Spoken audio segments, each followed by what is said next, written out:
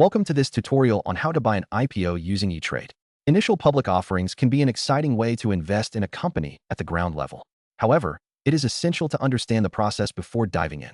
First, you will need to create an ETrade account if you do not have one. Visit the ETrade website and click on the Open an Account button.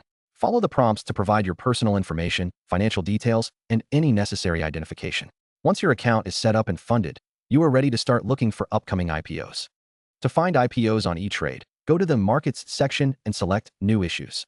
Here, you will see a list of upcoming IPOs, including details like pricing, the date of the offering, and company information.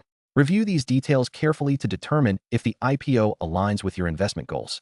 When you identify an IPO you want to buy, check if you have access to it, as some IPOs are only available to certain customers, based on the size of their account or prior trading history. If you qualify, you can place your order by entering the number of shares you wish to purchase.